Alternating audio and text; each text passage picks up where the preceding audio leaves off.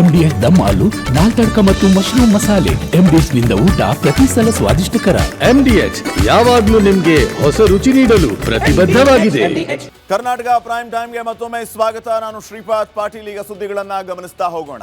ಇಡೀ ರಾಜ್ಯದಾದ್ಯಂತ ಚರ್ಚೆಯಾಗಿದ್ದ ಶಿಡ್ಲಘಟ್ಟದ ರಾಜೀವ್ ಗೌಡನ ಕೇಸ್ಗೆ ಟ್ವಿಸ್ಟ್ ಸಿಕ್ಕಿದೆ. ಕೊನೆಗೂ ಈ ಧಮ್ಕಿ ವೀರ ಸಿಕ್ಕಿ ಬಿದ್ದಿದ್ದಾನೆ. ಕಾಂಗ್ರೆಸ್ನ ಮಾಜಿ ನಾಯಕನಿಗೆ ಕೋರ್ಟ್ ಬಿಗ್ ಶಾಕ್ ಅನ್ನ ನೀಡಿದೆ. ಏನದು ನೋಡ್ಕೊಂಬನ್ನಿ.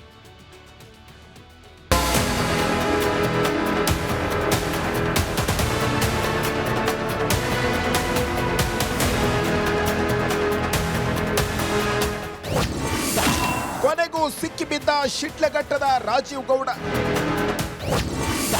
ಧಮ್ಕಿ ಹಾಕಿದರೂ ಶೋಕಿಗೇನು ಕಮ್ಮಿ ಇಲ್ಲ.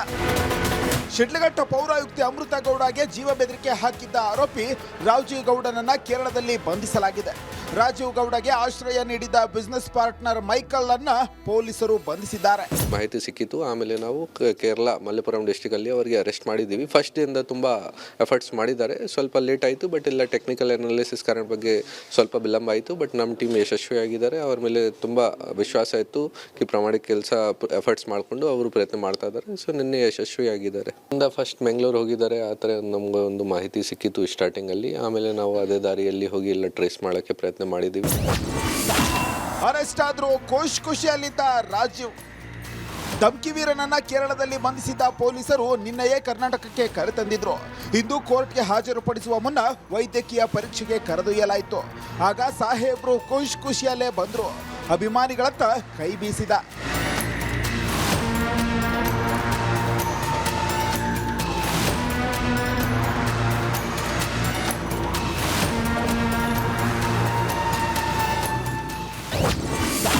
ರಾಜೀವ್ ಗೌಡಗೆ 14 ದಿನ ನ್ಯಾಯಾಂಗ ಬಂಧನ. ಧಮ್ಕಿ ಹಾಕಿದ್ದ ರಾಜೀವ್ ಗೌಡನ ಬೇಲ್ ಅರ್ಜಿ ವಜಾ ಆಗಿದೆ. ಬರೋಬ್ಬರಿ 14 ದಿನಗಳ ಕಾಲ ನ್ಯಾಯಾಂಗ ಬಂಧನಕ್ಕೆ ನೀಡಲಾಗಿದೆ. ಇನ್ನು ರಾಜೀವ್ ಗೌಡಗೆ ಆಶ್ರಯ ನೀಡಿದ್ದ ಉದ್ಯಮಿ ಮೈಕಲ್ಗೆ ಜಾಮೀನು ನೀಡಲಾಗಿದೆ. ಅಧಿಕಾರಿಗಳಿಗೆ ತೊಂದರೆ ಕೊಟ್ಟರೆ ಕ್ರಮ ಆಗುತ್ತದೆ. ಮಾಹಿತಿ ಅದೇ ಅವ್ರು ಪರ್ಮಿಷನ್ ತಗೊಂಡಿಲ್ಲ ಅಂತ ಮಾಹಿತಿ ಕೊಟ್ಟಿದ್ರು. ಬರೀ ಒಂದು ಸರ್ಕಲ್ನಲ್ಲಿ ಅವರು ಏನೋ ಬೋರ್ಡ್ ತೆಗೆದ್ರು. ತಮ್ಮ ಎಲ್ಲರಿಗೂ ಗೊತ್ತಿದೆ ಏನಾಗಿದೆ, ಅವರು ಯಾವ ಥರ ಮಾತಾಡಿದ್ದಾರೆ. ಅವ್ರ ಮೇಲೆ ತುಂಬ ಸೀರಿಯಸ್ ಆ್ಯಕ್ಷನ್ ಪಾಟೀಲಿಂದ ಆಗಿದೆ, ಸರ್ಕಾರದಿಂದ ತುಂಬ ಸೀರಿಯಸ್. ರಾಜೀವ್ ಗೌಡ ಅವಿತಿದ್ದ ಜಾಗ ಪತ್ತೆ.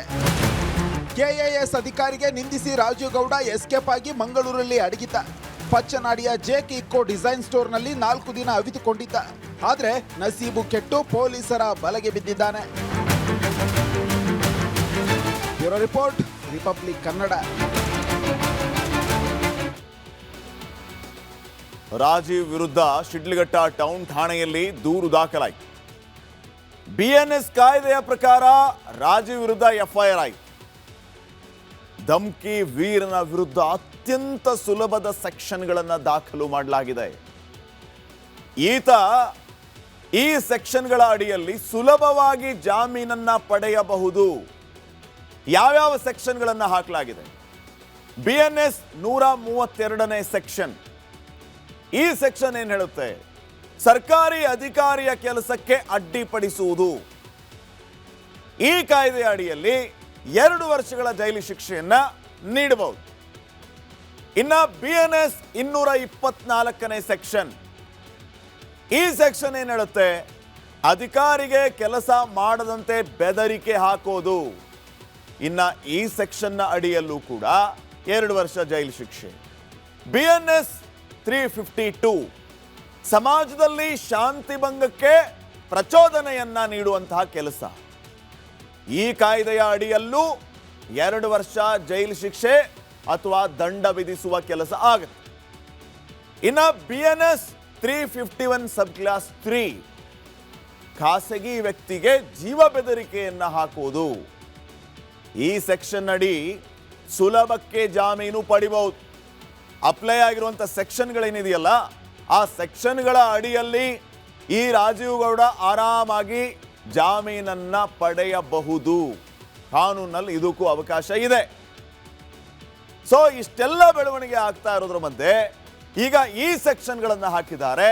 ಈ ಸೆಕ್ಷನ್ಗಳ ಅಡಿಯಲ್ಲಿ ಆತ 2 ದಿನದಲ್ಲಿ ಆಚೆ ಬಂದರೂ ಆಶ್ಚರ್ಯ ಪಡಬೇಕಾಗಿಲ್ಲ. ಅಂದರೆ ಈಗ 14 ದಿನ ಜುಡಿಷಿಯಲ್ ಕಸ್ಟಡಿ ಇದೆ. ಮುಂದೆ ಆತನಿಗೆ ಈಸಿಯಾಗಿ ಜಾಮೀನು ಸಿಗುವಂಥ ಸೆಕ್ಷನ್ಗಳನ್ನು ಹಾಕಿದ್ದಾರೆ ಅನ್ನುವಂಥದ್ದು ನಿಮ್ಮ ಗಮನಕ್ಕೆ ನಾವು ತರ್ತಾ ಇದ್ದೀವಿ. ಇನ್ನು ನೆಕ್ಸ್ಟ್, ಇವತ್ತು ಕಾಂಗ್ರೆಸ್ ನಾಯಕರು ಬೃಹತ್ ಹೋರಾಟವನ್ನ ಮಾಡಿದರು. ಬಿಬಿಜಿ ರಾಮ್ಜಿ ಕಾಯ್ದೆ ವಾಪಸ್ ಪಡಿಬೇಕು ಅಂತ ಒತ್ತಾಯಿಸಿದರು. ಆ ಹೋರಾಟದ ಮಧ್ಯೆ ಡಿಕೆಶಿ ಫ್ಯಾನ್ಸ್ ಅಬ್ಬರಿಸಿದರು.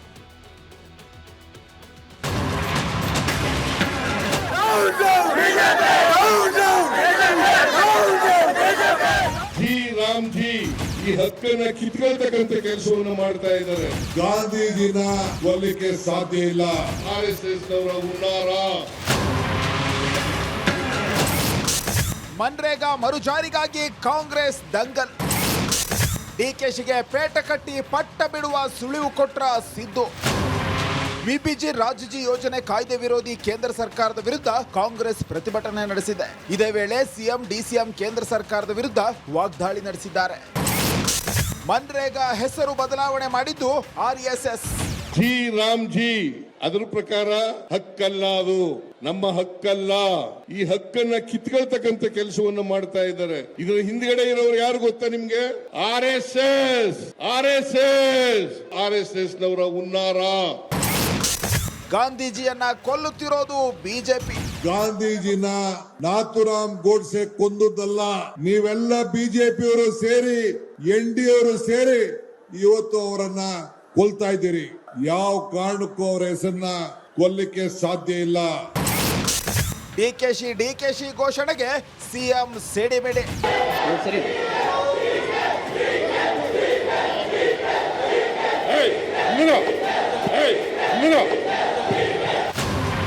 ಸಿಎಂ ಸಿದ್ದರಾಮಯ್ಯ ಭಾಷಣಕ್ಕೆ ಬರ್ತಿದ್ದಂತೆ ಡಿಕೆ ಎಂದು ಕಾರ್ಯಕರ್ತರು ಘೋಷಣೆ ಕೂಗಿದ್ದಾರೆ. ಈ ವೇಳೆ ಸಿಎಂ ಸಿದ್ದರಾಮಯ್ಯ ಕಾರ್ಯಕರ್ತರು ಡಿಕೆ ಎಂದು ಘೋಷಣೆ ಕೂಗಿದ್ದಕ್ಕೆ ಫುಲ್ ಗರಂ ಆಗಿದ್ದಾರೆ.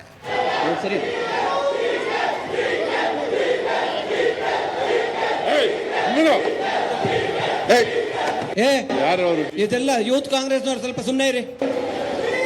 ಮುಖ್ಯಮಂತ್ರಿಗಳು ಮಾತಾಡ್ತಾ ಇದ್ದಾರೆ, ದಯವಿಟ್ಟು ಇಷ್ಟ ತನಕಿದ್ರಲ್ಲ ಹಂಗಿರಿ. ನೀವು ಯಾರು ಕೂಗ್ತಾ ಇದ್ದೀರ ನಂಗೆ ಗೊತ್ತು. ಸುಮ್ಮನೆ ಇರಿ, ಎಲ್ಲ ಸ್ವಲ್ಪ ಸೈಲೆಂಟಾಗಿ ಕೇಳಿ. ಈಗ ಸೈಲೆಂಟಾಗಿ ಕೇಳಿ. ಓಕೆ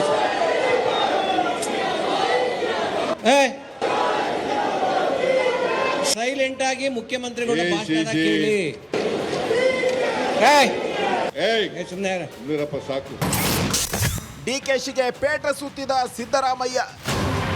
ಡಿಕೆಶಿಗೆ ಸುರ್ಜೇವಾಲಾ ಕಟ್ಟಿದ ಟವೆಲ್ ಲೂಸ್ ಆಗಿತ್ತು.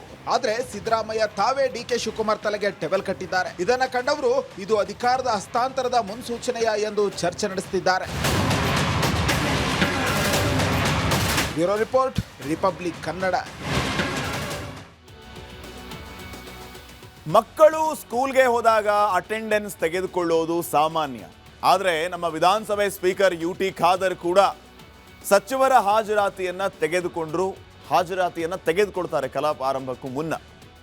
ಆಗ ವಿಪರ್ಯಾಸ ದುರಂತ ಏನಂತೀರೋ, ಬಹುತೇಕ ಎಲ್ಲ ಸಚಿವರು ಗೈರಾಗಿದ್ರು. ಕಲಾಪ ನಡೆಯುವ ಟೈಮ್ನಲ್ಲಿ ಸಚಿವರು ಉಪಸ್ಥಿತರಿರಬೇಕು, ತಮಗೆ ಎದುರಾಗುವ ಪ್ರಶ್ನೆಗಳಿಗೆ ಉತ್ತರ ಕೊಡಬೇಕು, ಹೌಸ್ ಮೂಲಕ ಇಡೀ ರಾಜ್ಯದ ಜನರಿಗೆ ಉತ್ತರವನ್ನು ನೀಡಬೇಕು. ಆದರೆ ಉತ್ತರ ಕೊಡುವ ಸಚಿವರೇ ಇಲ್ಲ, ಸಚಿವರು ಗೈರಾಗಿದ್ರು. ಹಾಗಿದ್ರೆ ಯಾವ ಸಚಿವರು ಗೈರಾಗಿದ್ರು ಅಂತ ನೋಡೋಣ. ಆಮೇಲೆ UT ಖಾದರ್ ಹೇಗೆ ಅಟೆಂಡೆನ್ಸ್ ಅನ್ನ ತಗೊಂಡ್ರು ಅಂತಾನು ನೋಡೋಣ.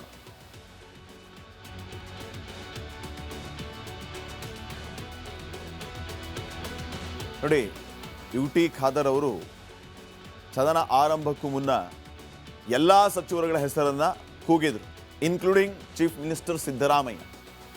ಇವರು ಉಪಸ್ಥಿತರಿದ್ದಾರಾ ಇಲ್ವಾ ಅನ್ನೋದರ ಒಂದು ತಿಳ್ಕೋಬೇಕು ಅಂತಂದರೆ ಅವರು ಹೌದು, ಇಲ್ಲ, ಇದ್ದೀವಿ, ಇಲ್ಲ ಅಂತ ಹೇಳಬೇಕು.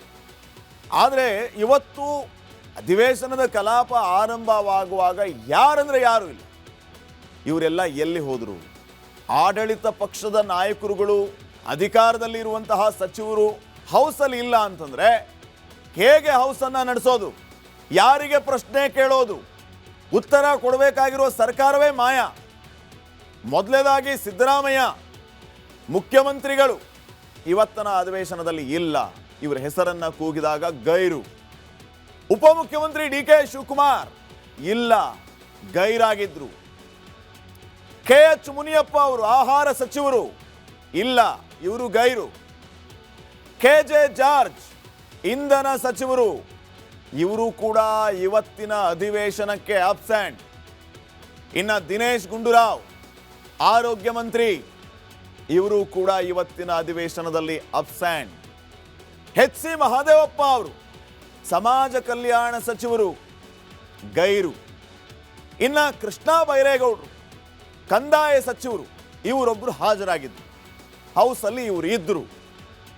ಇನ್ನು ಪ್ರಿಯಾಂಕ್ ಖರ್ಗೆ ಪಂಚಾಯತ್ ರಾಜ್ ಇಲಾಖೆ, ಇವರು ಕೂಡ ಗೈರು, ಇಲ್ಲ. ಜಮೀರ್ ಅಹಮದ್ ಖಾನ್ ವಸತಿ ಮಂತ್ರಿ, ಇವರು ಕೂಡ ಗೈರು.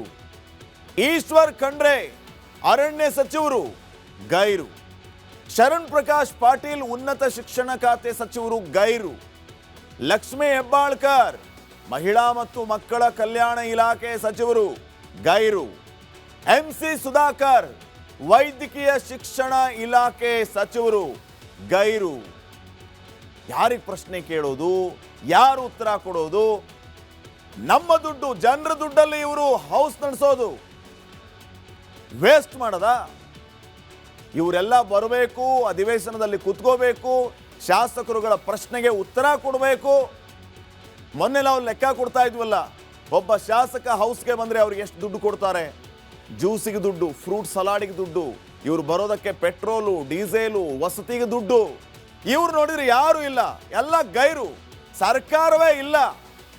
ಹಂಗಿದ್ರೆ ಯಾರಿಗೆ ಪ್ರಶ್ನೆ ಮಾಡೋದು? ಇವರಿಂದ ನಾವು ಏನು ನಿರೀಕ್ಷೆ ಮಾಡ್ಬೋದು? ಯಾವ ರೀತಿ ಅಟೆಂಡೆನ್ಸ್ ಕರೆದ್ರು, ಅಲ್ಲಿ ಯಾವ ರೀತಿ ವಿಪಕ್ಷದವರು ಟಾಂಗ್ ಕೊಟ್ಟರು, ಒಂದ್ಸರಿ ನೋಡ್ಕೊಂಬನ್ನಿ. KH ಮುನಿಯಪ್ಪನವರು, KJ ಜಾರ್ಜ್, ದಿನೇಶ್ ಗುಂಡೂರಾವ್, ಅದನ್ನ ಕಾಣ್ತದೆ. ನೀವು ಬೊಬ್ಬೆ ಆಗಿದೆ ಯಾಕೆ? ನನಗೆ ಇಲ್ಲಿ ಕಾಣ್ತದೆ ಯಾರು ಇದ್ದಾರೆ ಇಲ್ಲ ಅಂತೇಳಿ. ಹೌದಪ್ಪ, ಜನರಿಗೆ ಗೊತ್ತಾಗ್ಬೇಕಲ್ಲ. ಖುಷಿಯಿಂದ ಹೇಳುದಾ ಬೇಸರದಿಂದ ಇಲ್ಲಿ ಬಂದಾಗ ಅವ್ರು ಹೌದು ಅನ್ನಲ್ವಾ? ನಾವು ಹಂಗೆ ಹೇಳ್ಬೇಕು, ನಮ್ದು ಅವ್ರಿಗೆ ಗೊತ್ತಾಗ್ಲಿ, ಅಟ್ಲೀಸ್ಟ್ ಮರ್ಯಾದೆ ಹೋಗ್ಲಿ ಅವ್ರಿಗೆ. ಡಾಕ್ಟರ್ SC ಮಹದೇವಪ್ಪ ಇಲ್ಲ, ಕೃಷ್ಣ ಬೈರೇಗೌಡರು ಇದ್ದಾರೆ, ಪ್ರಿಯಾಂಕ ಖರ್ಗೆ ಇಲ್ಲ, ಜಮೀರ್ ಅಹಮದ್ ಇಲ್ಲ, ಈಶ್ವರ್ ಖಂಡ್ರೆ ಇಲ್ಲ, ಶರಣ್ ಪ್ರಕಾಶ್ ಪಟೇಲ್ ಇಲ್ಲ, ಲಕ್ಷ್ಮೀ ಹೆಬ್ಬಾಳ್ಕರ್ ಇಲ್ಲ, MC ಸುಧಾಕರ್ ಇಲ್ಲ. ಸರ್, ಇದೊಂದು ಇಲ್ಲಗಳ ಸರ್ಕಾರ ಇದು. ಇದರಲ್ಲ, ಈಗ ಇದರಲ್ಲಿ ಏನೇನು ಇಲ್ಲ, ಯಾವ್ದು HK ಪಾಟೀಲ್ ಇದರಲ್ಲ, ನಮ್ಮ ಸಚಿವರು ಇದರಲ್ಲ. ನೋಡಿ, ಇದು ಅಟೆಂಡೆನ್ಸ್ನ ಕತೆ. ಇನ್ನು 400 ಕೋಟಿ ಲೂಟಿ ಕೇಸ್ನ ವಿಚಾರವನ್ನು ಹೇಳ್ತೀನಿ ನೋಡಿ. ದೇಶದಾದ್ಯಂತ ಚರ್ಚೆ ಆಗ್ತಾ ಇರೋಂಥ ವಿಚಾರವೇ ಇದು. ಈಗ 400 ಕೋಟಿ ರೂಪಾಯಿ ಯಾರ್ದು, ಎಲ್ಲಿ ಹೋಗ್ತಾ ಇತ್ತು, ಇಷ್ಟೊಂದು ದುಡ್ಡು ಎಲ್ಲಿಂದ ಬಂತು? ಈ ಆರೋಪಕ್ಕೆ ಸಂಬಂಧಪಟ್ಟಂತೆ ಮತ್ತಷ್ಟು ಜನರನ್ನ ಅರೆಸ್ಟ್ ಮಾಡುವಂತ ಕೆಲಸ ಆಗಿದೆ. ಆದರೆ ಇದುವರೆಗೆ ಹಣ ಮಾತ್ರ ಸಿಕ್ಕೇ ಇಲ್ಲ.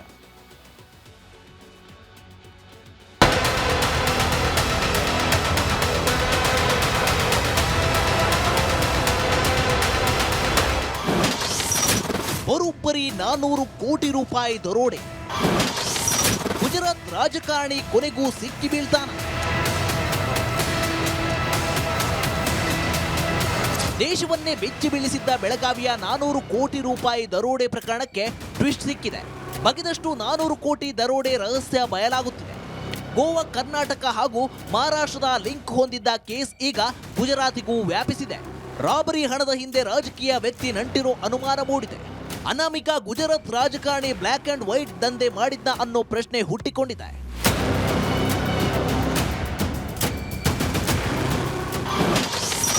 ಗುಜರಾತಿ ರಾಜಕಾರಣಿ ಉದ್ಯಮಿ ಸಾಳ್ವೆ ಎಸ್ಕೇಪ್. 400 ಕೋಟಿ ದರೋಡೆ ಕೇಸ್ ಪೊಲೀಸ್ ಇಲಾಖೆಗೆ ದೊಡ್ಡ ತಲೆನೋವಾಗಿದೆ. ಪ್ರಮುಖ ಆರೋಪಿಗಳ ಶೋಧಕ್ಕೆ ಕಾರ್ಯಾಚರಣೆ ಮುಂದುವರೆದಿದೆ.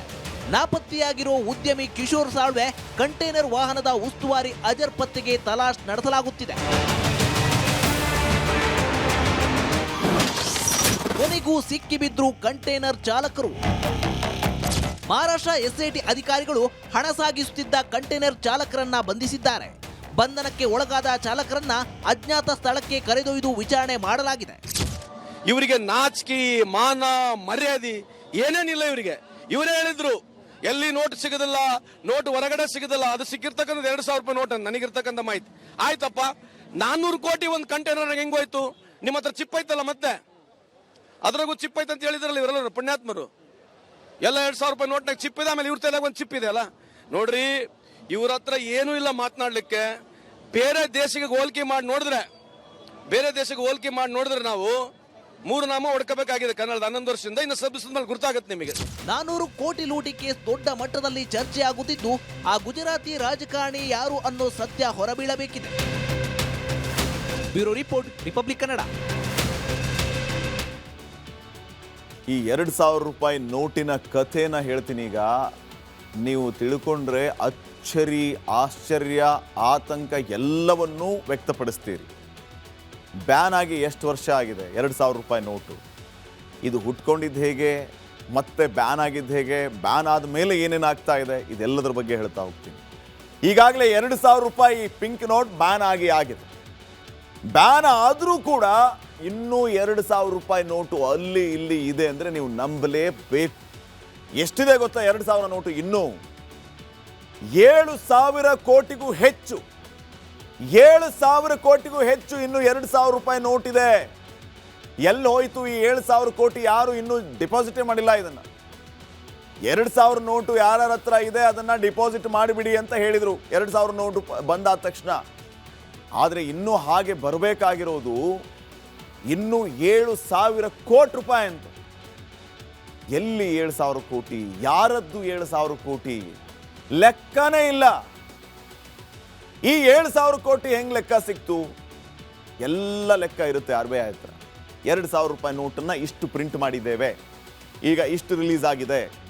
2,000 ರೂಪಾಯಿ ನೋಟ್ ಬಂದಾದಾಗ ಇಷ್ಟು ಜನ ಇಷ್ಟು ಮೊತ್ತನ ಡಿಪಾಸಿಟ್ ಮಾಡಿದ್ದಾರೆ, ನಾವು ಪ್ರಿಂಟ್ ಮಾಡಿದಿಷ್ಟು, ಇನ್ನೂ ಬರಬೇಕಾಗಿರೋದಿಷ್ಟು. ಆ ರೀತಿ ಇನ್ನೂ 7,000 ಕೋಟಿ ರೂಪಾಯಿ ಬಾಕಿ ಇದೆ ಅಂತ 2,000 ನೋಟು. 2016 ನವೆಂಬರ್ನಲ್ಲಿ ನೋಟು ಅಮಾನ್ಯೀಕರಣ ಆಯಿತು. ನಂತರ ಭಾರತದಲ್ಲಿ ಬಂದಿದ್ದೆ ಈ 2,000 ರೂಪಾಯಿ ನೋಟು. ಆ 2,000 ರೂಪಾಯಿ ನೋಟ್ ತಗೊಳ್ಳೋಕ್ಕೆ ATM ಮುಂದೆ ಎಷ್ಟೆಷ್ಟು ದಿನ ಸರ್ತಿ ಸಾಲಲ್ಲಿ ನಿಂತಿರೋದು. 500, 1000 ಇಲ್ಲ, ವಿಡ್ರಾ ಮಾಡಿದರೆ 2,000 ರೂಪಾಯಿನೇ ಮಾಡಬೇಕು. ನಿಮಗೆ 100, 500 ಬೇಕಂದರೆ ಮತ್ತೆ ಬ್ಯಾಂಕಲ್ಲಿ ಒಳಗಡೆ ಹೋಗಿ ವಿಡ್ರಾ ಮಾಡ್ಕೋಬೇಕು. ಆ ರೀತಿ ಪರಿಸ್ಥಿತಿ ಇತ್ತು. ಅಲ್ಲೂ ಇಲ್ಲ, ಎಲ್ಲ ಕಡೆನೂ ಬಂದು ಬರೀ ಈ ಗುಲಾಬಿ ನೋಟಿಂದೇ ಕಾರುಬಾರು. ಮೇ 19, 2023ರಲ್ಲಿ 2,000 ನೋಟುಗಳನ್ನು ವಾಪಸ್ ತಗೊಂಡ್ರು. ಇದುವರೆಗೂ 98ರಷ್ಟು 2,000 ರೂಪಾಯಿ ಮುಖಬೆಲೆಯ ನೋಟುಗಳು ವಾಪಸ್ಸಾಗಿದೆ, ಜಮಾ ಮಾಡಿದ್ದಾರೆ. ಆದರೆ ಜನರ ಬಳಿ ಇನ್ನೂ 7,117 ಕೋಟಿ ರೂಪಾಯಿಯ ಪಿಂಕ್ ನೋಟ್ಗಳಿದೆ. 7,117 ಕೋಟಿ ರೂಪಾಯಿಯ ಈ 2,000 ರೂಪಾಯಿ ನೋಟ್ ಇನ್ನೂ ಇದೆ, ಇಟ್ಕೊಂಡು ಕೂತಿದ್ದಾರೆ ಮನೆಯಲ್ಲಿ. ಎಲ್ಲೆಲ್ಲಿದೆಯೋ ಏನು ಕಥೆನೋ, ಅದನ್ನು ಯಾರು ಬಂದು ಜಮೆ ಮಾಡಲೇ ಇಲ್ಲ.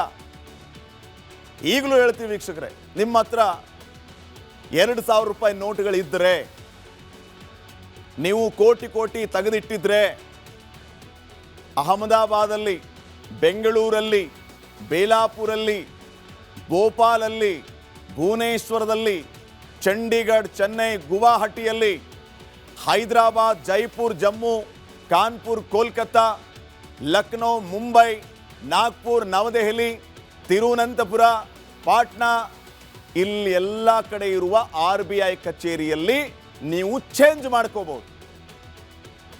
ನಿಮ್ಮ ಹತ್ರ 2,000 ರೂಪಾಯಿ ನೋಟ್ಗಳು ಈಗಲೂ ಇದ್ರೆ ಮುಗೀತು ಕತೆ, ಇದ್ರದ್ದು ಇನ್ನು ಉಪಯೋಗ ಇಲ್ಲ ಅನ್ಕೋಬೇಡಿ. ಉಪಯೋಗ ಇದೆ. ಈಗಲೂ ಬೆಂಗಳೂರು RBI ಕಚೇರಿಗೆ ಬಂದು ನೀವು ನೋಟ್ ಚೇಂಜ್ ಮಾಡ್ಕೋಬಹುದು. ಹೈದರಾಬಾದಿಗೆ ಹೋಗಿ ನೀವು ನೋಟ್ ಚೇಂಜ್ ಮಾಡಬಹುದು. ಆದರೆ ಒಂದು ಸೂಚನೆ ಏನು ಅಂತಂದರೆ, ಆ ನೋಟ್ಗಳು ಯಾಕೆ ಉಳಿದ್ವು ಅಂತ ನೀವು ತಿಳಿಸ್ಬೇಕು. ನಿಮಗೆ ಅವಾಗಲೇ ನಾವು ಆಪ್ಷನ್ ಕೊಟ್ಟಿದ್ವಪ್ಪ ಚೇಂಜ್ ಮಾಡ್ಕೊಳ್ಳಿ ಅಂತ, ಇಷ್ಟು ದಿನ ಏನು ಮಾಡ್ತಾ ಇದ್ರಿ ಅಂತ ಕೇಳ್ತಾರೆ. ಯಾಕೆ ಇವುಗಳನ್ನು ಉಳಿಸ್ಕೊಂಡ್ರಿ ಅಂತ ಕೇಳ್ತಾರೆ. ಅದಕ್ಕೆ ಸಕಾರಣವನ್ನು ನೀವು ಕೊಡಬೇಕು.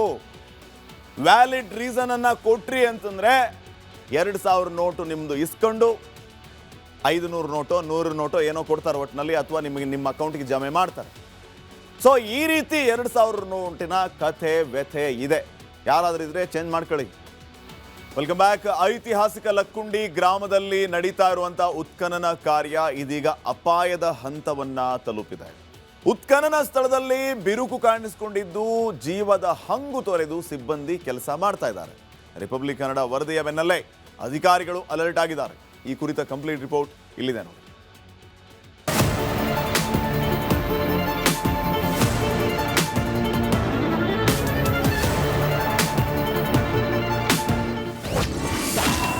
ಉತ್ಖನನ ಸ್ಥಳದಲ್ಲಿ ಬೆರುಕು, ಅಪಾಯದಲ್ಲಿ ಕಾರ್ಮಿಕರು.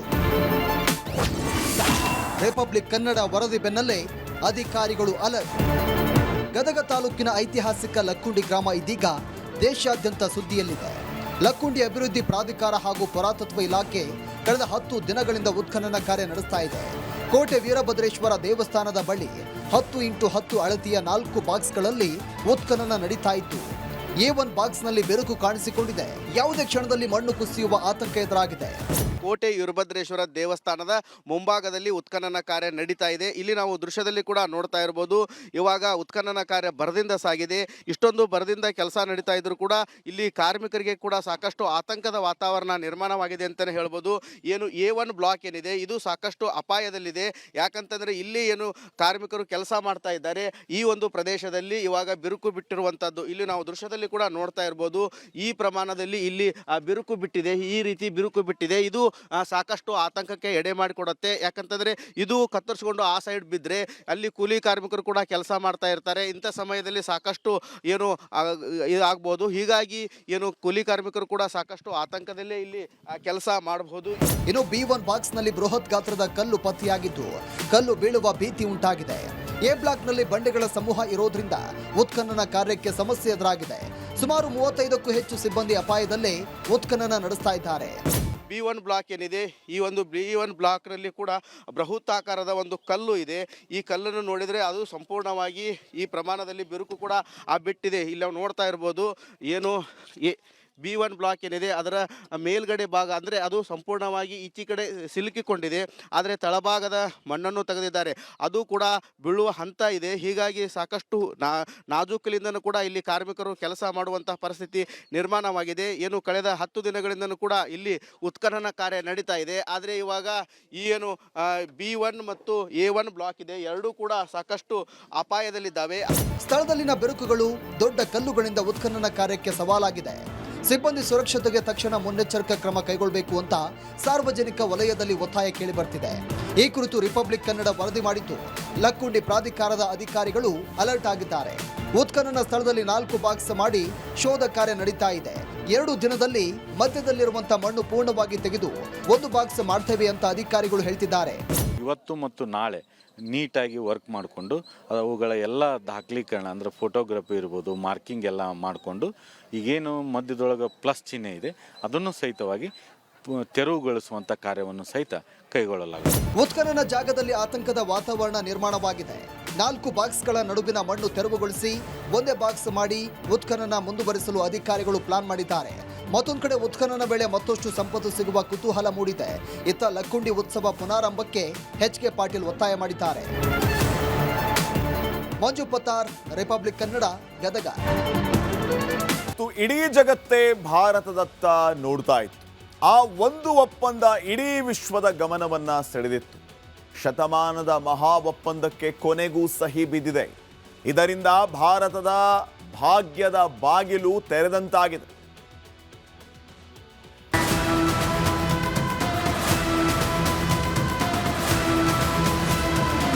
ಎರಡು 2007ರಲ್ಲಿ ಶುರುವಾಗಿದ್ದ ಸಾಲು ಅಡೆತಡೆಗಳನ್ನು ಎದುರಿಸಿದ್ದ ಮಾತುಕತೆಗೆ ಇವತ್ತು ಪ್ರಧಾನಿ ಮೋದಿ ಅಧಿಕೃತವಾಗಿ ಸಹಿ ಹಾಕುವ ಮೂಲಕ ಅಂತ್ಯ ಹಾಡಿದ್ದಾರೆ. ಇದು ಬರೀ ಕಾಗದದ ಮೇಲಿನ ಸಹಿ ಅಲ್ಲ, ಭಾರತದ ಆರ್ಥಿಕತೆಯನ್ನೇ ಬದಲಿಸುವ ತಾಕತ್ತಿರುವ ನಿರ್ಧಾರ. ಶತಮಾನದ ಮಹಾ ಒಪ್ಪಂದಕ್ಕೆ ಕೊನೆಗೂ ಸಹಿ.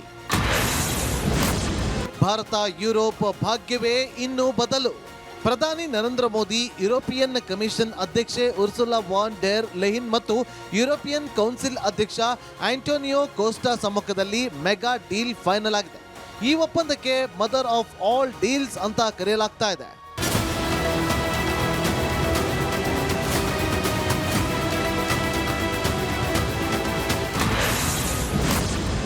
ನರೇಂದ್ರ ಮೋದಿ ಚದುರಂಗದ ಆಟಕ್ಕೆ ಜಗತ್ತು ಬೆರಗಾಗಿದೆ. ಯುರೋಪಿಯನ್ ಯೂನಿಯನ್ ಜೊತೆ ಭಾರತದ ಮಹಾ ಡೀಲ್ಗೆ ಅಂಕಿತ ಬಿದ್ದಿದೆ. 27 ದೇಶಗಳ ಕೂಟವಾದ ಯುರೋಪಿಯನ್ ಯೂನಿಯನ್ ಜೊತೆ 19 ವರ್ಷಗಳ ಬಳಿಕ ಮುಕ್ತ ವ್ಯಾಪಾರ ಒಪ್ಪಂದಕ್ಕೆ ಸಹಿ ಹಾಕಲಾಗಿದೆ. ಈ ಡೀಲ್ ಭಾರತಕ್ಕೆ ಹೆಂಗ ಬೇಕೋ ಹಂಗ ನಡೆದಿದೆ. ಒಪ್ಪಂದದಿಂದ ಕೃಷಿ ಮತ್ತು ಡೈರಿ ಕ್ಷೇತ್ರಗಳನ್ನು ಹೊರಗಿಡುವಲ್ಲಿ ಮೋದಿ ಯಶಸ್ಸು ಕಂಡಿದ್ದಾರೆ. ಯುರೋಪ್ ಕೃಷಿ ಮತ್ತು ಡೈರಿ ಉತ್ಪನ್ನಗಳು ಭಾರತಕ್ಕೆ ಬರಲ್ಲ. ಭಾರತದ ರೈತರ ಹಿತ ಕಾಪಾಡಲು ಈ ಕ್ರಮ ಕೈಗೊಳ್ಳಲಾಗಿದೆ. ಭಾರತದ ಟೆಕ್ಸ್ಟೈಲ್, ಲೆದರ್, ಆಟೋಮೊಬೈಲ್, ಔಷಧ, ಪೆಟ್ರೋಲಿಯಂ ಉತ್ಪನ್ನಗಳು, ಕೆಮಿಕಲ್ಸ್, ಪೇಂಟ್ಸ್, ಎಲೆಕ್ಟ್ರಾನಿಕ್ಸ್, ಎಲೆಕ್ಟ್ರಿಕಲ್ ಉತ್ಪನ್ನಗಳು ಯುರೋಪಿಯನ್ ಯೂನಿಯನ್ಗೆ ರಫ್ತು ಆಗುತ್ತೆ. ಯುರೋಪ್ನಲ್ಲಿ ಭಾರತದ ಉತ್ಪಾದನೆಗಳ ಸೇಲ್ ಹೆಚ್ಚಾಗಲಿದೆ.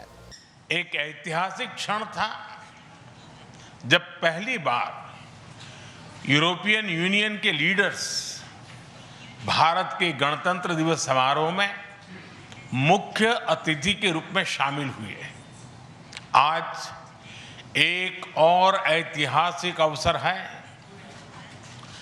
जब विश्व की दो सबसे बड़ी लोकतांत्रिक शक्तियां अपने संबंधों में एक निर्णायक अध्याय जोड़ रही है. ಭಾರತದಲ್ಲಿ ಅಭಿವೃದ್ಧಿಯ ಹೊಸ ಶಕೆ ಆರಂಭ. ಈ ಒಪ್ಪಂದ ಭಾರತದ ಟೆಕ್ಸ್ಟೈಲ್, ಆಭರಣ ಮತ್ತು ಐಟಿ ಕಂಪನಿಗಳಿಗೆ ಯುರೋಪ್ ಬಾಗಿಲನ್ನ ಸದಾ ತೆರೆದಿರುವಂತೆ ಮಾಡಿದೆ. ಇಂದಿನ ದಿನ ಭಾರತದ ರಾಜತಾಂತ್ರಿಕ ಇತಿಹಾಸದಲ್ಲಿ ಸುವರ್ಣಾಕ್ಷರದಲ್ಲಿ ಬರೆದಿಡುವ ದಿನವಾಗಿದೆ. News desk, Republic Kannada. Bharat ಯುರೋಪ್ನ ದೋಸ್ತಿ ಈಗ ಸೂಪರ್ ಡೂಪರ್ ಹಿಟ್ ಆಗ್ತಾ ಇದೆ. ಟ್ರಂಪ್ ಸುಂಕಗಳಿಗೆ ಈ EU ಒಪ್ಪಂದವೇ ಟಕ್ಕರ್ ಕೊಡುವಂತಹ ಕೆಲಸವನ್ನ ಮಾಡ್ತಾ ಇದೆ. ಈ ಡೀಲ್ ಸುಮ್ಮನೆ ಖಂಡಿತ ಅಲ್ಲ, ಐತಿಹಾಸಿಕವಾದಂತಹ ಒಪ್ಪಂದ. ಇದರಿಂದ ನಮ್ಮ ದೇಶಕ್ಕೆ ಲಾಭ ಅನೇಕ. ಈ ಡೀಲ್ನಿಂದ 200 ಕೋಟಿ ಜನರಿಗೆ ಲಾಭ ಆಗುತ್ತೆ. 200 ಕೋಟಿ ಜನರಿಗೆ. ಇದು ಜಗತ್ತಿನ GDPಯ ಕಾಲು ಭಾಗದಷ್ಟು ದೊಡ್ಡದಾಗುತ್ತೆ. 27 ದೇಶಗಳ ಮಾರ್ಕೆಟ್ ರೀ. 27 ದೇಶಗಳ ಮಾರುಕಟ್ಟೆಗೆ ನೇರ ಎಂಟ್ರಿ ಕೊಟ್ಟಿದೆ ಈ ಒಪ್ಪಂದದಿಂದ ಭಾರತ. ಇದರಿಂದ ನಮಗೆ ಆರ್ಥಿಕವಾಗಿ ಬಹಳ ಬಹಳ ಅನುಕೂಲ ಆಗುತ್ತೆ. ಯುರೋಪ್ಗೆ ಹೋಗಿ ಕೆಲಸ ಮಾಡೋದು ಇನ್ನೂ ಕೂಡ ಸುಲಭ ಆಗುತ್ತೆ. 90%ಗಿಂತ ಹೆಚ್ಚು ಸರಕುಗಳ ಮೇಲಿನ, ವಿಶೇಷವಾಗಿ ಜವಳಿ, ಔಷಧಗಳು, IT ಸೇವೆಗಳ ಮೇಲಿನ ಸುಂಕ ಕಡಿತವಾಗುತ್ತೆ ಈ ಅಗ್ರಿಮೆಂಟ್ ಪ್ರಕಾರ. ಯಂತ್ರೋಪಕರಣಗಳು, ಎಲೆಕ್ಟ್ರಾನಿಕ್ಸ್, ವಿಮಾನ, ವೈದ್ಯಕೀಯ, ವೈಜ್ಞಾನಿಕ ಈ ಎಲ್ಲ ಉಪಕರಣಗಳು ಆಮದುಗಳಲ್ಲಿ ಹೆಚ್ಚಾಗುತ್ತೆ. ಸಂಸ್ಕರಿಸಿದ ಪೆಟ್ರೋಲಿಯಂ ಉತ್ಪನ್ನಗಳು, ಎಲೆಕ್ಟ್ರಾನಿಕ್ಸ್, ಸ್ಮಾರ್ಟ್ಫೋನ್ಗಳು, ಬಟ್ಟೆ, ಯಂತ್ರೋಪಕರಣಗಳು, ಕಂಪ್ಯೂಟರ್ಗಳು, ಕಬ್ಬಿಣ, ಉಕ್ಕು, ಔಷಧಿ, ರತ್ನಗಳು, ಆಭರಣಗಳು ಇದೆಲ್ಲದರ ರಫ್ತು ಮತ್ತಷ್ಟು ಹೆಚ್ಚಾಗಲಿಕ್ಕಿದೆ. ಇದಿಷ್ಟೇ ಅಲ್ಲ, ಭಾರತದಲ್ಲಿ ಚಿನ್ನದ ಬೆಲೆಯೂ ಕೂಡ ಇಳಿಯಲಿದೆ. ಇದು ಬಹಳ ಮುಖ್ಯವಾದಂತಹ ವಿಚಾರ, ಸದ್ಯ ಅಗತ್ಯವಾಗಿರುವಂತಹ ವಿಚಾರ. ಈ ಒಪ್ಪಂದದಿಂದ ವೀಕ್ಷಕರೇ ಚಿನ್ನದ ರೇಟ್ ಕಡಿಮೆ ಆಗುತ್ತೆ. ಆ ನಿರೀಕ್ಷೆ ಈಗ ಗರಿಗೆದರಿದೆ. ದಿನದಿಂದ ದಿನಕ್ಕೆ, ಸೆಕೆಂಡ್ ಟು ಸೆಕೆಂಡ್ ಚಿನ್ನದ ರೇಟ್ ಯಾವ ರೀತಿ ಜಾಸ್ತಿ ಆಗ್ತಾ ಇದೆ. ಈ ಯುರೋಪ್ ಒಕ್ಕೂಟದ ಜೊತೆಗೆ ಇವತ್ತು ಭಾರತ ಮಾಡಿಕೊಂಡಿರುವಂತಹ ಒಪ್ಪಂದದಿಂದ ಚಿನ್ನದ ಬೆಲೆಯೂ ಕೂಡ ಇಳಿಕೆ ಆಗಲಿಕ್ಕಿದೆ. ಚಿನ್ನದ ಆಮದು ಸುಂಕವನ್ನ 15ರಿಂದ 6ಕ್ಕೆ ಇಳಿಸಿದೆ ಕೇಂದ್ರ. ಈ ಎಲ್ಲ ವಿಚಾರಗಳಿಂದ ಈ ಒಪ್ಪಂದ ಭಾರಿ ಭಾರಿ ಅನುಕೂಲಕರ ವಾತಾವರಣವನ್ನ ನಿರ್ಮಾಣ ಮಾಡಲಿಕ್ಕಿದೆ ನಮ್ಮ ದೇಶ. ಇನ್ನು ನೆಕ್ಸ್ಟ್, ಯುರೋಪಿಯನ್ ಯೂನಿಯನ್ ಜೊತೆಗೆ ಭಾರತ ದೊಡ್ಡ ಒಪ್ಪಂದಕ್ಕೆ ಅಂಕಿತ ಹಾಕಿದೆ. ಆಮದು ಮಾಡಿಕೊಳ್ಳುವ ಕಾರುಗಳ ಮೇಲಿನ ಟ್ಯಾರಿಫ್ ಅನ್ನ 40% ಇಳಿಸೋದಕ್ಕೆ ಭಾರತ ಮುಂದಾಗಿದೆಯಂತೆ. ಸದ್ಯ ಯಾವುದೇ ಆಮದು ಮಾಡಿಕೊಂಡ ಕಾರುಗಳ ಮೇಲೆ ಭಾರತ 110% ಸುಂಕವನ್ನ ವಿಧಿಸ್ತಾ ಇದೆ. ಈಗ ಅದನ್ನ 40%ಗೆ ಇಳಿಸುವ ಮೂಲಕ ಇನ್ನೂ ಬಂಪರ್ ಆಫರ್ ಅನ್ನ ಕೊಡುವ ಕೆಲಸ ಆಗುತ್ತೆ.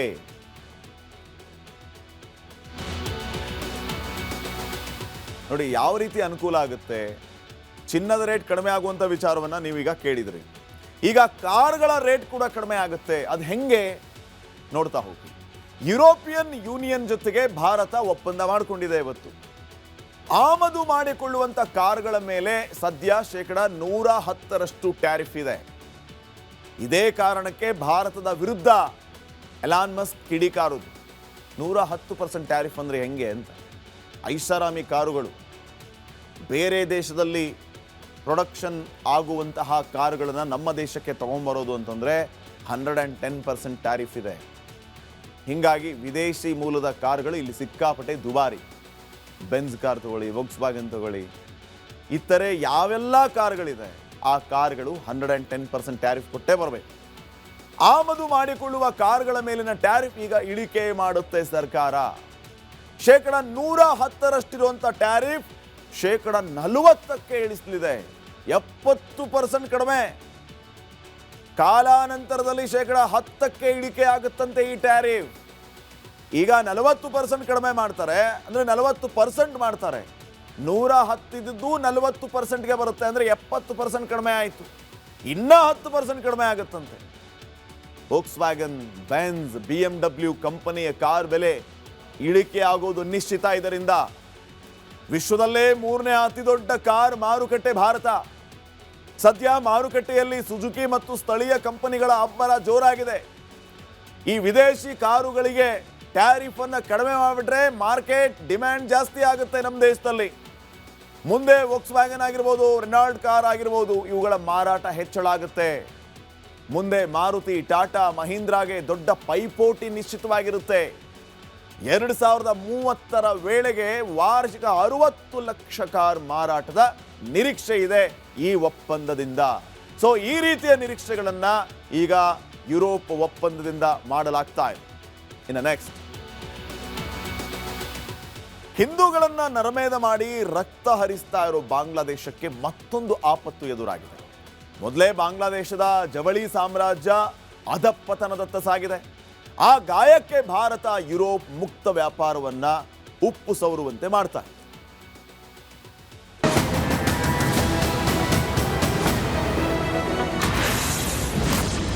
ಭಾರತ ಯುರೋಪ್ ಮುಕ್ತ ವ್ಯಾಪಾರ ಒಪ್ಪಂದ. ಬಾಂಗ್ಲಾದೇಶದ ಜವಳಿ ಸಾಮ್ರಾಜ್ಯಕ್ಕೆ ಬರಸಿಡಿಲು. ಭಾರತ ಹಾಗೂ ಯುರೋಪ್ ನಡುವೆ ಮುಕ್ತ ವ್ಯಾಪಾರ ಒಪ್ಪಂದ ಅಂತಾರಾಷ್ಟ್ರೀಯ ಮಟ್ಟದಲ್ಲಿ ಬಿರುಗಾಳಿಯನ್ನೇ ಎಬ್ಬಿಸಿದೆ. ಎರಡು ರಾಷ್ಟ್ರಗಳ ನಡುವೆ ಡೀಲ್ ನಡೆದಿರೋದು ಬಾಂಗ್ಲಾದೇಶಕ್ಕೆ ನುಂಗಲಾರದ ತುತ್ತಾಗಿದೆ. ಜವಳಿ ಉದ್ಯಮ ಹಾಗೂ ಸಿದ್ಧ ಉಡುಪುಗಳ ರಫ್ತಿಗೆ ದೊಡ್ಡ ಪೆಟ್ಟು ಬೀಳಲಿದೆ. ಏಪ್ರಿಲ್ 1ರಿಂದ ಎಲ್ಲ ವಹಿವಾಟು ಸ್ಥಗಿತ. ಗಾರ್ಮೆಂಟ್ಸ್ ಉದ್ಯಮ ಬಾಂಗ್ಲಾದೇಶದ ಆರ್ಥಿಕತೆಯ ಬೆನ್ನೆಲುಬು. ಮೊದಲೇ ಭಾರತದ ಪೈಪೋಟಿಯಿಂದ ಈ ಉದ್ಯಮ ಅಕ್ಷರಶಃ ನಲುಗಿ ಹೋಗಿದೆ. ಫೆಬ್ರವರಿ 1ರಿಂದ ಬಾಂಗ್ಲಾದೇಶದ ಜೊತೆ ಎಲ್ಲಾ ಸಂಬಂಧ ಕಡಿತ ಮಾಡಿಕೊಳ್ಳೋದಾಗಿ ಭಾರತ ಎಚ್ಚರಿಕೆ ನೀಡಿದೆ.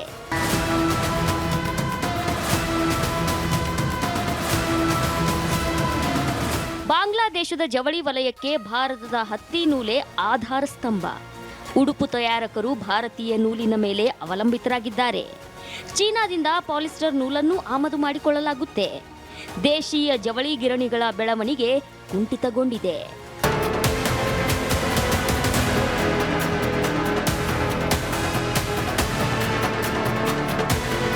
ಸಂಕಷ್ಟದಲ್ಲಿದ್ದ ಜವಳಿ ವಲಯಕ್ಕೆ ಬಾಂಗ್ಲಾದೇಶದಲ್ಲಿ ಉಂಟಾಗಿರೋ ಅನಿಲ ಬಿಕ್ಕಟ್ಟು ಮತ್ತೊಂದು ಹೊಡೆತ ನೀಡಿದೆ.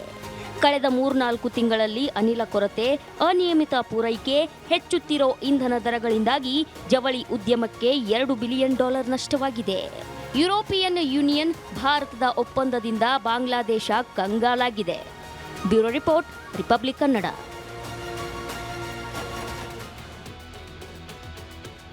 ಭಾರತ ಯುರೋಪ್ ಜೊತೆಗೆ ಒಪ್ಪಂದ ಮಾಡಿಕೊಂಡ್ರೆ ನಮಗೇನು ಲಾಭ?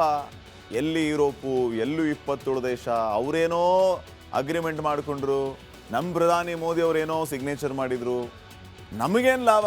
ಸುಮ್ಮನೆ ಅವರೇನೋ ಮಾಡಿದ್ರು, ಇವರೇನೋ ಹೇಳ್ತಾರೆ ಅಂತ ನೀವು ಅನ್ಕೋಬೋದು ಮನೇಲಿ ಕೂತ್ಕೊಂಡು ಟಿ ವಿ ನೋಡ್ತಾ ಇರೋದು. ಈ ಒಪ್ಪಂದದಿಂದ ಕರ್ನಾಟಕಕ್ಕೂ ಭರ್ಜರಿ ಲಾಭ ಇದೆ ವೀಕ್ಷಕರೇ. ಯಾವ ರೀತಿ ಲಾಭ ಹೇಳ್ತಾ ಹೋಗ್ತೀನಿ ನೋಡಿ. ಯುರೋಪಿಯನ್ ಯೂನಿಯನ್ ಜೊತೆಗೆ ಒಪ್ಪಂದ ಮಾಡಿಕೊಂಡಿರೋದು ರಾಜ್ಯಕ್ಕೆ ಯಾವ ರೀತಿ ಲಾಭ ಆಗುತ್ತೆ ಅಂತ. 6.4 ಲಕ್ಷ ಕೋಟಿ ಮೊತ್ತದ ವಸ್ತುಗಳನ್ನು ಭಾರತ ರಫ್ತು ಮಾಡಲಿಕ್ಕಿದೆ. 6.4 ಲಕ್ಷ ಕೋಟಿ ಅಂದರೆ ಕರ್ನಾಟಕ ಬಜೆಟ್ನ 1.5 ಪಟ್ಟು ಇನ್ನೂ ಜಾಸ್ತಿ ಆಗುತ್ತೆ. ಎಲ್ಲ ಒಪ್ಪಂದಗಳ ತಾಯಿ ಕರ್ನಾಟಕಕ್ಕೆ ಏನು ಕೊಡ್ತಾಳೆ ಅನ್ನುವಂಥದ್ದು ನಿಮ್ಮ ಪ್ರಶ್ನೆ ಆಗಿರುತ್ತೆ. ಮದರ್ ಆಫ್ ಆಲ್ ಡೀಲ್ಸ್ ಅಂತ ಅವ್ರೇನಿಗೆ ಟೈಟಲ್ ಕೊಟ್ಟಿದ್ದಾರೆ. ಇದರಿಂದ ನಮ್ಮ ರಾಜ್ಯಕ್ಕೆ ಏನು ಲಾಭ? 5 ಕ್ಷೇತ್ರಗಳಲ್ಲಿ ಈ ಅಗ್ರಿಮೆಂಟ್ ಕಮಾಲ್ ಮಾಡಲಿಕ್ಕಿದೆ. ನಮ್ಮ ಕರ್ನಾಟಕದ 5 ಕ್ಷೇತ್ರಗಳ ಮೇಲೆ ಈ ಒಪ್ಪಂದ ಈ ರೀತಿ ಪರಿಣಾಮ ಬೀರಲಿಕ್ಕಿದೆ. ಯುರೋಪಿಯನ್ ಒಕ್ಕೂಟದಿಂದ ಕರ್ನಾಟಕಕ್ಕೆ ಲಾಭ ಆಗುತ್ತೆ. ಎಲ್ಲೆಲ್ಲಿ? ರಾಜ್ಯದ ಕೆಮಿಕಲ್ ಕ್ಷೇತ್ರಕ್ಕೆ ದೊಡ್ಡ ಬೂಸ್ಟ್ ಅನ್ನ ನೀಡುತ್ತೆ. ಇವತ್ತಿನ ಈ ಒಪ್ಪಂದ. ಎಂಜಿನಿಯರಿಂಗ್ ಸರಕು ಯುರೋಪ್ಗೆ ರಫ್ತಾಗುತ್ತೆ. ಯುರೋಪ್ಗೆ ಕರುನಾಡ ಎಲೆಕ್ಟ್ರಾನಿಕ್ಸ್ಗಳ ರಫ್ತು ಹೆಚ್ಚಳ ಆಗುತ್ತೆ.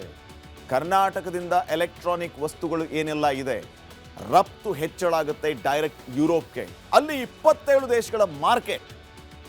ಊಹಿಸಿಕೊಳ್ಳಿ ನೀವು, ಪ್ರೊಡಕ್ಷನ್ ಹೆಚ್ಚಾಯಿತು ಅಂತಂದರೆ ಆಟೋಮೆಟಿಕ್ಲಿ ರಫ್ತು ಹೆಚ್ಚಾಯಿತು ಅಂತಂದರೆ ಉತ್ಪಾದನೆ ಹೆಚ್ಚಾಗುತ್ತೆ. ಉತ್ಪಾದನೆ ಹೆಚ್ಚಾಯಿತು ಅಂತಂದರೆ ಲಾಭ ಹೆಚ್ಚಾಗುತ್ತೆ. ಲಾಭ ಹೆಚ್ಚಾಯಿತು ಅಂತಂದರೆ ಎಂಪ್ಲಾಯ್ಮೆಂಟ್ ಜಾಸ್ತಿ ಆಗುತ್ತೆ. ಎಂಪ್ಲಾಯ್ಮೆಂಟ್ ಜಾಸ್ತಿ ಆಯಿತು ಅಂತಂದರೆ ಅದರ ವ್ಯಾಪ್ತಿ ಜಾಸ್ತಿ ಆಗುತ್ತೆ. ಈ ರೀತಿ ಕರ್ನಾಟಕಕ್ಕೆ ಲಾಭ ಆಗ್ತಾ ಹೋಗುತ್ತೆ.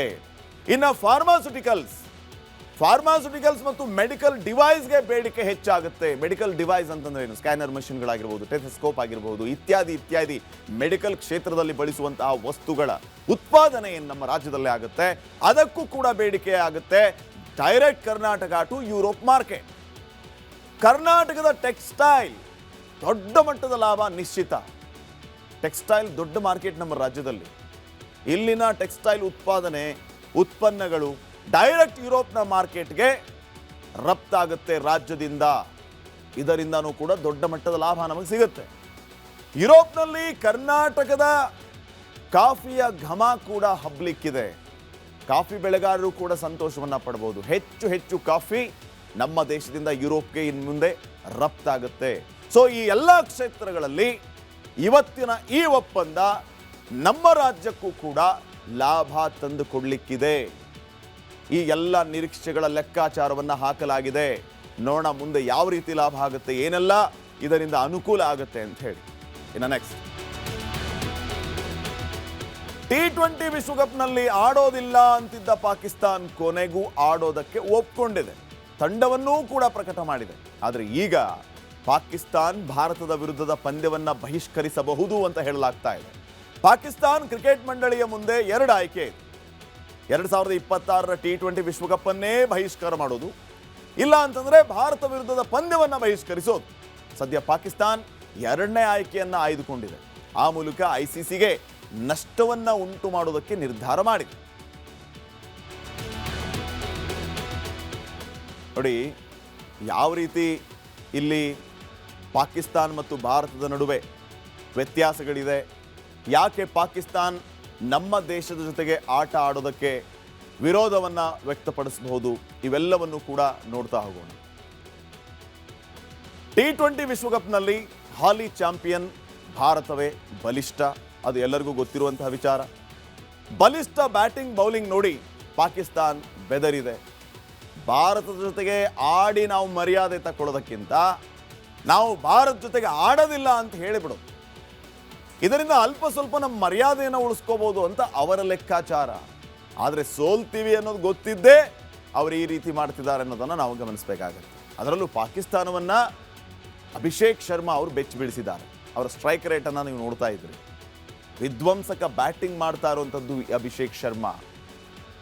195.22 ಸ್ಟ್ರೈಕ್ ರೇಟ್ನಲ್ಲಿ ಬ್ಯಾಟ್ ಬೀಸ್ತಾ ಇದ್ದಾರೆ ಅಭಿಷೇಕ್. ಅದೇ ಕಾರಣಕ್ಕೆ ಅಭಿಷೇಕ್ ಶರ್ಮಾ ಬಗ್ಗೆ ಪಾಕಿಸ್ತಾನದಲ್ಲಿ ಸಿಕ್ಕಾಪಟ್ಟೆ ಚರ್ಚೆ ಆಗ್ತಾ ಇದೆ. ಅಭಿಷೇಕ್ ಬ್ಯಾಟನ್ನು ಪರಿಶೀಲಿಸಿ ಅಂತ ಇಂಜಮಾಮ್ ಉಲ್ಲಕ್ ಹೇಳಿರೋದು. ಇವರು ಜಾಸ್ತಿ ರನ್ ಮಾಡ್ತಾ ಇದ್ರೆ ಆತನ ಬ್ಯಾಟನ್ನು ಚೆಕ್ ಮಾಡಿ ಅಂತ ಇಂಜಮಾಮ್, ಪಾಕಿಸ್ತಾನದ ಮಾಜಿ ನಾಯಕ. ಮರಳಿ ಫಾರ್ಮ್ಗೆ ಬಂದಿದ್ದಾರೆ ನಾಯಕ ಸೂರ್ಯಕುಮಾರ್ ಯಾದವ್. ಏಷ್ಯಾ ಕಪ್ ಫೈನಲ್ನ ಹೀರೋ ತಿಲಕ್ ವರ್ಮಾ ವಾಪಸಿ ಆಗೋದು ಫಿಕ್ಸ್. ಜಸ್ಪ್ರೀತ್ ಬುಮ್ರಾ, ಹರ್ಷದೀಪ್, ಹರ್ಷಿತ್ ರಾಣಾ ಇವರೆಲ್ಲರ ವೇಗಕ್ಕೆ ಪಾಕಿಸ್ತಾನ್ ಪತರುಗುಟ್ಟು ಹೋಗುತ್ತೆ. ವಿಶ್ವದ ನಂಬರ್ 1 ಬೌಲರ್ ಕನ್ನಡಿಗ ವರುಣ್ ಚಕ್ರವರ್ತಿ ಮ್ಯಾಜಿಕ್ ಇಲ್ಲಿ ನಡೆಯೋದು ಪಕ್ಕ.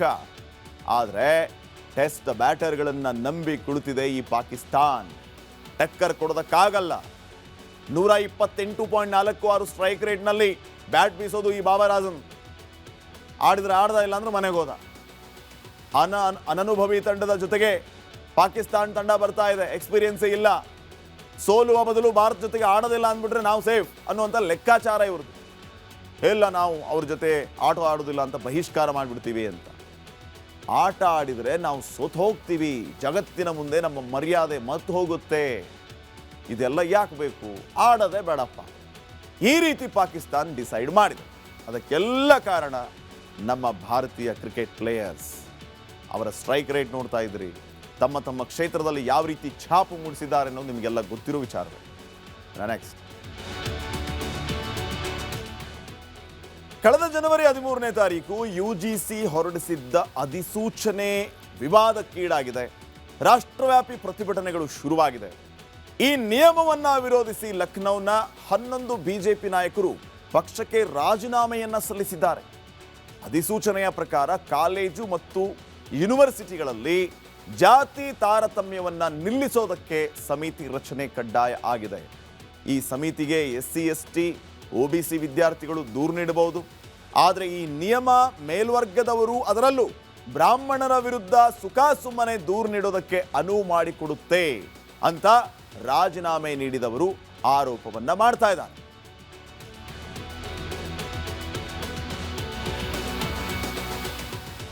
ಈಗ ಈ UGC ಹೊಸ ನಿಯಮದ ಬಗ್ಗೆ ಪರ ವಿರೋಧದ ಚರ್ಚೆ ಸಿಕ್ಕಾಪಟ್ಟೆ ಆಗ್ತಾ ಇದೆ. ಪ್ರತಿ ಯೂನಿವರ್ಸಿಟಿ ಕಾಲೇಜುಗಳಲ್ಲಿ ಸಮಾನತಾ ಸಮಿತಿಯ ರಚನೆ ಮಾಡಬೇಕು. ಪರಿಶಿಷ್ಟ ಜಾತಿ, ಪರಿಶಿಷ್ಟ ಪಂಗಡ ಮತ್ತು OBC ಸ್ಟೂಡೆಂಟ್ಸ್ಗಳನ್ನು ಅದರಲ್ಲಿ ಇಟ್ಕೋಬೇಕು. ಜಾತಿ ಆಧಾರಿತ ದೂರನ್ನ ಆಲಿಸಿ ಅವುಗಳನ್ನು ಪರಿಹರಿಸಬೇಕು ಈ UGC. ಈ ಸಮಿತಿಯಲ್ಲಿ SC ST, ಅಂಗವಿಕಲರು, OBC, ಮಹಿಳಾ ಪ್ರತಿನಿಧಿಗಳು ಇರಬೇಕು ಅನ್ನೋದು ಕಡ್ಡಾಯವಾಗಿದೆ.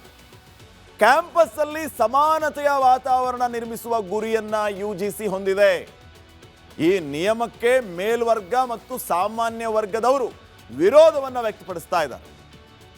SC ST ಮತ್ತು OBC ವಿದ್ಯಾರ್ಥಿಗಳಿಗೆ ಮಾತ್ರ ರಕ್ಷಣೆ ಸಿಗುತ್ತೆ.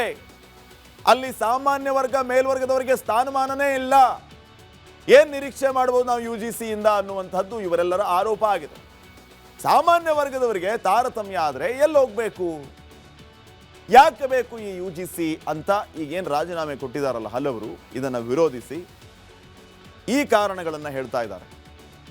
ಇನ್ನ ಬೇಕು ಅಂತ ಟಾರ್ಗೆಟ್ ಮಾಡಿಕೊಂಡು ಸುಳ್ಳು ದೂರು ನೀಡಿದರೆ ಶಿಕ್ಷೆ ಏನು ಅನ್ನೋ ತಿಳಿಸಿಲ್ಲ.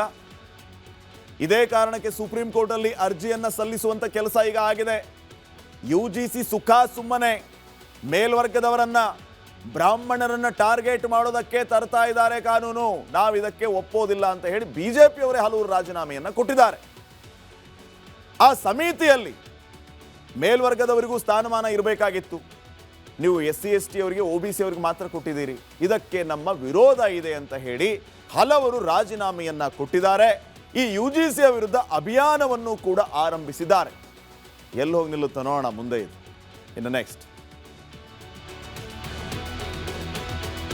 ಕಿರುತೆರೆ ನಟಿ ಕಾವ್ಯ ಗೌಡಗೆ ಸಂಬಂಧಿಯೊಬ್ಬರು ರೇಪ್ ಬೆದರಿಕೆಯನ್ನು ಹಾಕಿದಾರಂತೆ. ಅಲ್ಲದೆ ಗಂಡ ಸೋಮಶೇಖರ್ಗೂ ಹಲ್ಲೆ ಮಾಡಿದಾರಂತೆ. ಇದೀಗ ಕಾವ್ಯ ವಿರುದ್ಧ ವಾರಗಿತ್ತಿ ಪ್ರೇಮ ಕೂಡ ಪ್ರತಿ ದೂರನ್ನ ಸಲ್ಲಿಸಿದ್ದಾರೆ. ಅಷ್ಟಕ್ಕೂ ಆಗಿದ್ದೇನು ನೋಡ್ಕೊಂಬ.